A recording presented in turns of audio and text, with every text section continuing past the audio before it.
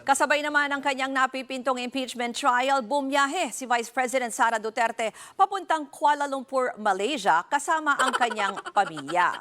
Hindi nabanggit sa pahayag ng Office of the Vice President kung kailan umalis si VP Sara sa bansa, pero kasama raw sa schedule ng Vice Presidente ang pagdalo sa Independence Day celebration at consultation program ng Office of the Vice President para sa mga OFW sa June 12. Una nang sinabi ni VP Sara na handa siya ano man ang maging resulta ng impeachment laban sa kanya.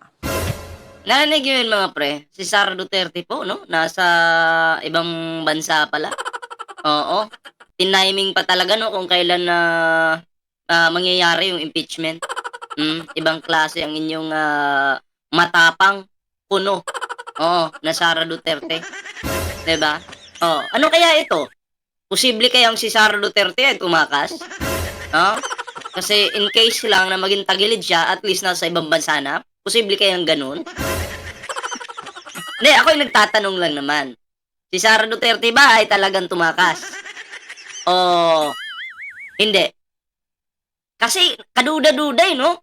Sabay pa sa impeachment trial na gaganapin. Sumabay pa talaga. Ibang klase. Akala ko ba matapang ito? Dapat nasa Pilipinas ka lang. Marami ka namang aso sa Pilipinas, kaya dapat kampante ka. Talaga ba para sa mga OFW yung pagpunta mo doon? Or dahilan na lang yun? Ang totoong matapang kasi, no? Sasabihin, ay teka lang, impeachment trial ngayon. Eh dapat nga nandun ako. Ha? Diba? Dapat nasa Pinas ka lang. Oo. Maya-maya, pag-usapan natin, yung bakuran ni Basti mga pre, talagang daming pinagbabawal na pulburon. Oo, pinasok po yung bakuran ni Baste ng NBI. Pinasok. Mamaya, makikita nyo po yan. Ha? Kasi isa po yan sa ating bibigyan ng reaksyon. Yung pinagbabawal na pulburon, akala ko safe yung Davao, pero yun pala, safe lang para sa mga pulburonic. Yung mahilig sa asin dyan, ha? Oo. Kung ikaw mahilig ka sa asin, safe ka sa Davao. Pero pag ikaw ay normal lang na Pilipino, kawawa ka. Ayan mo, ang daming problema ng Pilipinas. Si Sara Duterte nasa ibang bansa. Kaya ako'y nagdududa. Ito ba'y sign ng pagtakas ni Sara Duterte? Ako'y nagtatanong lang naman. Diba? Sign na ba ito na si Sara ay tumakas na? Ano ba talaga? Sara Duterte, tumakas na ba ito? O hindi? Ayun yung tanong. Diba? Nagtatanong lang naman po ang inyong lingkod na si Ballpoint Man. Nagtatanong lang. Sara, ano ba talaga? Anerbas talagers? Yan po ang ating bibigyan ng reaksyon mga pre. Pero syempre no, bago po tayo magtuloy-tuloy sa ating reaksyon ngayon, ayan, kung bago pa lang dito sa ating YouTube channel, huwag kalimutang mag-like, share, and subscribe para naman po maging updated kayo lahat sa mga uploads natin. Syempre, meron po tayong Facebook page, Ballpoint Man 2.0, and syempre may TikTok po tayo. Ha? Huwag kalimutang i-follow yan. Iisa lang naman yung pangalan, hindi kayo malilito. Hindi kayo maliligaw. Ballpoint Man lang po. Wala nang iba pa. Kaya yung iba dyan na hindi invited, katulad ng matandang kulangot, umiyak, nagmura, minura niya yung mga sumusuporta kay Pangulong Bongbong Marcos. Bakit? Galit sa amin at galit kay First Lady. O bakit? Isang matanda nagalit kay First Lady. O bakit? Sino bang nag-invite sa amin? Ang First Lady, di ba? Hindi siya kasama doon. Sana imbitahan po ng First Lady. Di nagalit ngayon yung matandang kulangot. Nagmumura po yung sumusuporta sa administrasyon. Galit sa amin. Bakit hindi daw siya in-invite? Ayan, First Lady. Ba't di mo kasi in-invite itong matandang kulangot na to? Itong hampas lupa. na kutong lupa pa. Hindi lang kutong lupa, lamang lupa pa. Naalala ko tuloy, tinawagan niya po kami. Oo, alam niyo yung ginawa niya? Tinawagan niya kami, inutusan kami ng matandang ito. Alam niyo kung sino 'to, eh. Ang ginawa, si Pikwa tinawagan, ako tinawagan din. Banatan daw namin, sirain daw namin yung pangalan ni Vico Soto. Eh sabi ko naman, ako po ay nagpo-focus lang ako sa issue. Hindi naman tayo dapat manira dito. Yung atin, kung anong lumalabas na issue ni Vico, doon lang tayo focus. Pero yung sisirain mo yung tao, ibang usapan yan. Grabe po ang matandang ito. Oo, tumatawag po yan sa amin. Pero hindi ko naman sinusunod yung ano niya. Sino ka ba? Pero bilang respeto noon sa kanya, ang ginagawa ko po, oo na lang ako ng oo. Hayaan mo na yan, ganyan. Hindi! Sirain yung si Vico Soto, nabubuisit na ako dyan. Pinapasira po sa amin. Siraan daw po namin si Vico Soto. Sabi ng matandang ito. Ng matandang hayop na to. Hindi naman to tao, hayop to eh. Oo, totoo po yan. Sisiraan namin? Porkit meron ka lang hindi nagustuhan sa tao na yan? Gusto mo, banata namin? Kung bumanat man ako, nakapokus lang ako, line lang ako sa issue. Walang personalan. Eh siya na may personal. Pipersonalin si Vico Soto eh. Banatan daw namin. Sabi ng hayop na hampas lupang matandang ito. Hampas lupa. Totoo po, hampas lupa po itong matandang ito. Bakit? Wala ka bang panggas? Bigyan kita. Wala daw gas sa sakyan niya. Gawin mo, benta mo sa sakyan, bili ka gas. Hayop na yan. Sirain namin si Vico Soto? Papasira mo talaga? Tatawag-tawag ka pa, dalawa po kami tinawagan. Noon daw po gusto niya si Vico Soto. Eh dahil hindi niya na trip, nainis na siya, ay siraan daw namin. Oo, sabi ng matandang hayop na to. Ayun, diba? Kasi, nami-personal po eh, pinipersonal yung mga, kandidato tuloy, yung mayor, diba? Pinipersonal. Tangang mag-reaction eh. Oh. Mami-personal mag-reaction. Personalin ba naman si Vico Soto? Diyos Maria, sampalin kita ng kaliwat kanan sa utak eh. Tatanga-tanga. Totoo po yan. Tatanga-tanga po talaga. Diba? So, yun. Anyway mga pre, eto na, no? Bigyan po muna natin ito ng reaksyon. Okay? Itong post po sa Facebook. Oo. Impeachment trial para kay VP Sara matutuloy kaya or may babasura na? Ayan meron po tayong dito panawagan ng mahigit 100 UP College Law professors sa Senado. Ayan nanawagan po. Basahin po natin ito mga pre. Ito po, basahin po natin. Let the truth unfold. Ang panawagan ng mahigit 100 UP College Law professors sa Senado at ituloy na ang impeachment trial para kay VP Sara Duterte. Ayan paano nga? Tuloy nga. Paano naman si Sara? Mukhang nagtatago na sa ibang bansa. Totoo ba yun? Nagtatago na? Kasi wala sa bansa eh. Timing pa ha? Tiniming talagang galing talaga. Galing?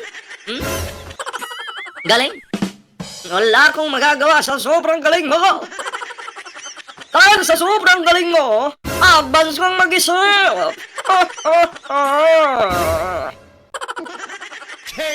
Sinabi ng UP Law Faculty sa isang open letter na nabahala sila sa planong agarang pagbasura ng impeachment trial dahil maaari itong makaapekto sa system of checks and balances ng bansa.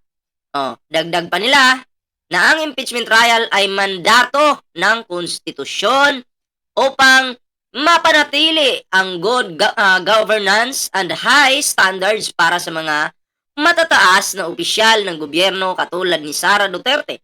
Bigyan daw dapat ng trial ang VP upang madepensahan nito ang sarili at hayaan ang taong bayan na makita kung karapat-dapat pa rin siyang manatili in public service. Okay?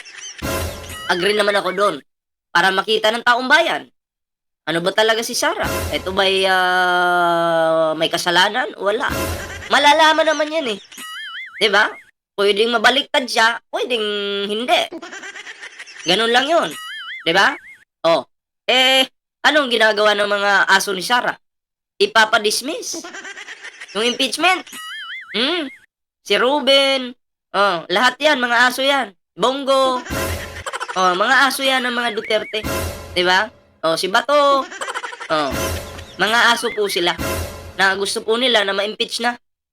Hindi ma-impeach or i-dismiss itong impeachment trial laban dito sa kanilang amo. Oh, amo nila eh. Ano tayong magagawa dyan? Nasaan ang amo nila ngayon? Nandun po sa ibang bansa. Alright. Okay. Oh, mismong si BP Sara ang nagsabi na gusto niya ang impeachment trial. Ngunit kay Senate President Francis Escudero ang desisyon kung kailan ito mangyayari. Eto madali lang naman yan eh, para magmukha kang matapang. Sasabihin mo, gusto ko naman yung impeachment. Dapat nga matuloy na yan. O kung gusto mo pala yung impeachment trial, Sara Duterte, dapat yung mga aso mo, wag mo munang pakahulin. Wag mong pakahulin na i-dismiss itong impeachment. Bakit mo hinahayaan? Magsasabi ka ng ganyan, pero teka lang, wala ka bang utos na sa mga aso mo na sige, kumahul kayo ng kumahul dyan? Wala ka ba talagang utos o meron? Yun yung tanong. Diba? Yan yung talagang kaduda-duda dyan. Magdududa tayo dyan. Pag ganyan. Diba? Magpakailan lang inanunsyo ni Senator Bato de la Rosa na mayroon siyang resolusyon para patayin na ang impeachment trial. Ngayon, matatapos ng 19th Congress, hindi pa rin malinaw kung magtutuloy ba ang impeachment trial ni VP Sara Duterte sa 20th Congress o hindi. Yun naman kasi yung trabaho nila dyan, sila Bato. Paglilingkuran nila yung isang pamilya lang. Pero yung mga Pilipino, hindi po. Tingnan nyo yung mga binaha dyan sa Davao, marami. Meron bang mensahe man lang? Yung mga DDS? O yung mga kampo ng Duterte para sa mga binaha? Wala po.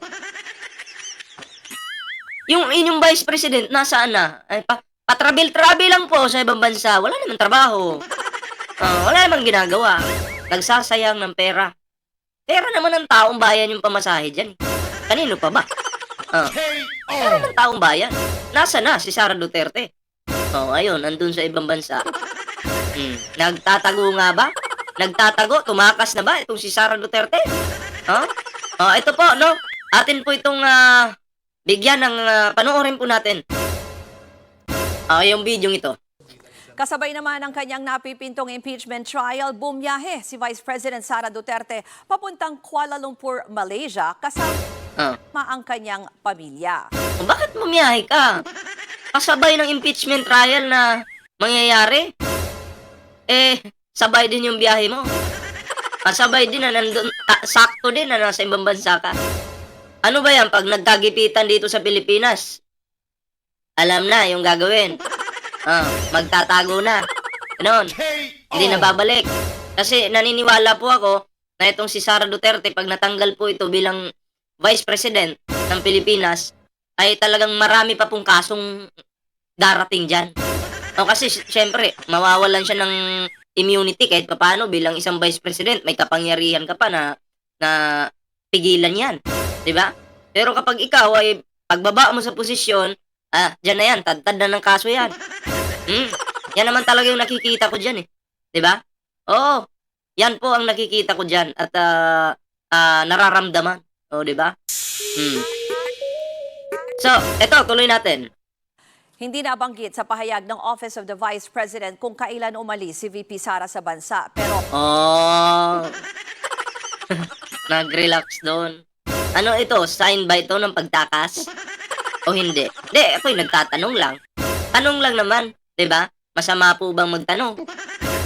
kasama raw sa schedule ng Vice Presidente ang pagdalo sa Independence Day celebration at consultation program ng Office of the Vice President para sa mga OFW sa June 12. Una nang sinabi ni VP Sara na handa siya anuman ang maging resulta ng impeachment laban sa kanya. O, kung handa ka, dapat nasa Pilipinas ka. Oo, bakit nasa ibang bansa ka? 'Di ba? O, ako'y naniniwala na posibleng dahilan na lang po ito ni Sara Duterte. Yung pagdalo-dalo niya ng kung ano-ano diyan, 'di ba?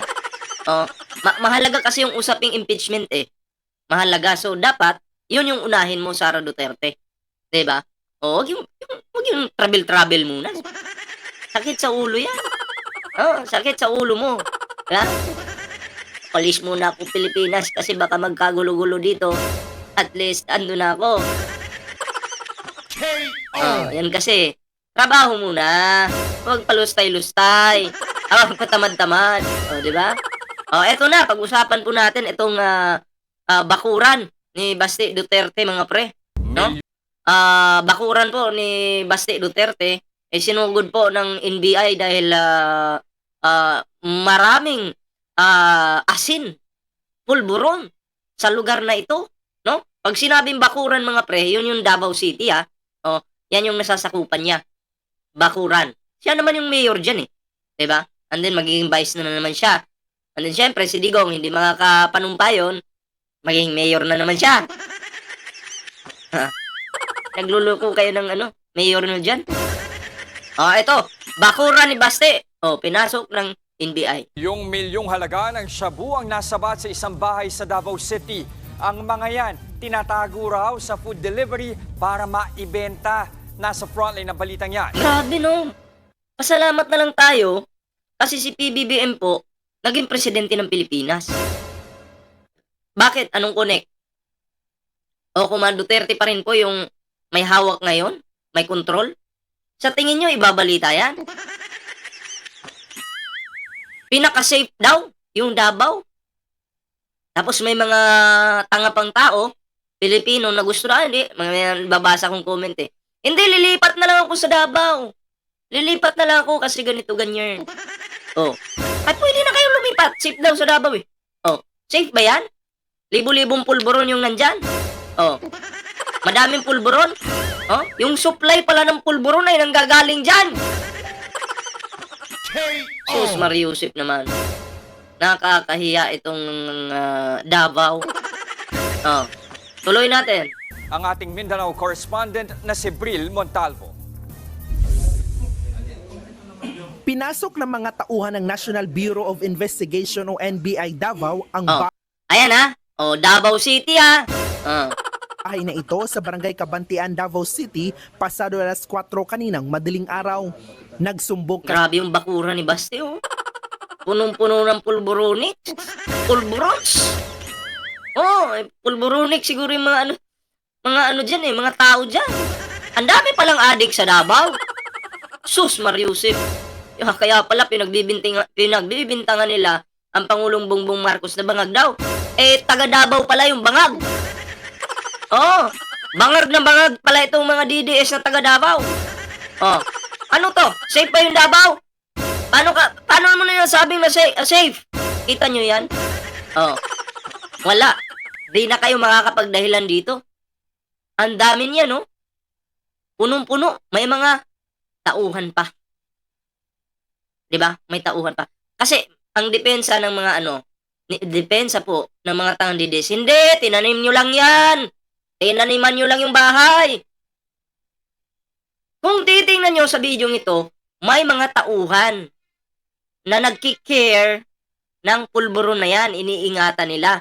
Kaya nga lang, may nagsumbong na maraming pulburon dyan, pinuntahan ng NBI. Tapos maraming mga nahuli. May nahuli. Kasi kung tinanim lang, dapat walang nahuli. Tinanim lang eh. Pero buong bahay, puno. Sus Mariusip. Ngayon, paano nyo didepensahan yan? Kung tinanim talaga yan, dapat walang nahuli. Kasi tinanim nga eh. Oh, bakit ang daming tauhan diyan na nahuli? So, ibig sabihin, legit po na bangag po yung mga DDS sa Davao. Adik. Oo, adik na adik. Musuyo pa iba. Kasi ang caretaker ng bahay sa kanila na imbakan pala ito ng illegal na droga. Tumambad sa NBI ang higit 1 kilo ng hinihinalang shabu na nagkakahalaga ng 17 million pesos. Grabe. Nasabat din ang ilang liquid marijuana, high-grade marijuana o kush at iba pang kontrabandong may halong droga tulad ng sigarilyo, vape, edibles at exotics. Oo, kompleto Ricardos itong mga dabawin nyo. Yung bakura ni Baste, kompleto Ricardos Yan, dabawin nyo, mga bobo. Oh, pag DDS ka, dabawin nyo ka, bobo ka. Dabawin nyo ako, adik ako. Naka po. Dabawin nyo ako, adik ako. Oh, porque lang dun sa mga matitino dyan sa Davao, hindi kayo kasali dyan. Pero pag DDS ka, bangag ka. Yun yung totoo dyan. Tuloy natin. Yung caretaker dito, kasama yung abogado niya, pumunta sa opisina and binuksan ito. Kasi parang hindi niya na matake ang siyang nagbabantay dito. Hindi niya matake. Ayan caretaker po. Yung nagsumbong. Caretaker. Kasi kung tinanim, dapat alam ng caretaker yan. Oh. So caretaker na mismo yung nagsumbong. Na ganitong ginagawa. Natakot siya na baka mahuli siya. So nagsumbong sa amin. Ang kahon-kahong mga illegal na droga na yan, tinago pa raw sa mga lehitimong food delivery services para maibenta sa kanilang parokyano. Grabe. Hindi naman na naabutan ang may-ari ng bahay pero tukoy na siya ng mga otoridad. Oh, may-ari ng bahay may kasalanan. May-ari ng bahay, may kasalanan pala. Pero tukoy na ng otoridad, hindi na inabutan may-ari ng bahay. Taga Davao yung may-ari ng bahay. Hindi na inabutan yung may-ari ng bahay. Bakit? Tumakas. Kung wala kang kasalanan. So, hindi siya tinanim. Kasi may-ari mismo ng bahay, alam pala ito. Anong depensa nyo ngayon? Paano nyo ito didepensahan? Mga bobo talaga. Grabe. Inaalam pa kung saan nanggaling ang mga kontrabando at kung sino-sino ang mga pinagbebentahan ng mga ito. Meron na rin kaming pangalan sa owner. I'm sure papatawag namin to sa opisina through Sabpina. And meron na rin mga nakakuha kami ng mga lease contract dyan or rental contracts. Ipapatawag din namin yung mga tao dyan na nakaperma. Mahaharap ang mga suspect sa kaukulang reklamo. Nagbabalita mula sa Frontline, Bril Montalvo, News 5, Mindanao.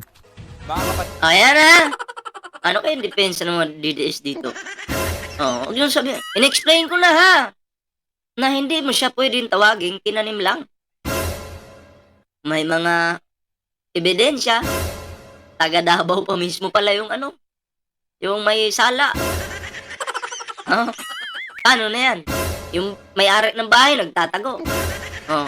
Believe talaga ako kay Baste Duterte. Napaka-safe talaga ng kanyang bakuran. Safe. Maglakad ka doon. Wala daw mananakit sa'yo. Magsakay ka daw ng jeep sa Davao. Wala daw mga snatch ng cellphone mo. Ano pang gusto nyong sabihin sa Davao? Yung pala, baliktad. Marami pala talagang bangag sa Davao. Pasalamatan po natin si Pangulong Bongbong Marcos. Alam nyo kung bakit? Dahil siya ang naging presidente ng Pilipinas. Ayan, lumabas yung baho ng Davao. Kaya ikaw, Baste, huwag ka na magmalinis. Diba? Bakuran mo, hindi mo kayang linisin. Bakit? Kasali ka ba dyan? Ako'y nagtatanong lang naman. Kasali ka ba? Linisin mo yung bakuran mo. Para panay ka banat sa kay PBBM na bangag. Ikaw pala yung ano? Oo, ikaw pala yung bangag. Oh. Bakit? Bakit ka bangag? O, tiyan mo yung AI, pinatulan mo. Na hindi naman talaga yun yung totoong video yun. Diba? Tapos ngayon, aakusahan mo yung Pangulo, uutusan mo pa na magpa-hair follicle test. Sino ka ba? Ha? Sino ka sa tingin mo? Feeling mo ikaw na yung mataas? Mas mataas ka pa sa Pangulo, gano'n? Sus, Mariusip. Anyway, yun lang po yung ating video ngayon mga pre. Ayan syempre, bago po tayo magtapos sa ating video ngayon. Ayan meron po tayong Facebook page, Ballpoint Man 2.0. At syempre, meron po tayong TikTok mga pre. Ayan may TikTok po tayo at Facebook page. Iisa lang po yung pangalan, Ballpoint Man 2.0. And syempre mga pre, ayan sa hindi pa nakasubscribe sa ating YouTube channel, huwag kalimutang mag-like, share, and subscribe para naman po maging updated kayo sa lahat ng mga uploads natin. So ayan mga pre, maraming salamat po. Kita-kits po tayo sa susunod na video.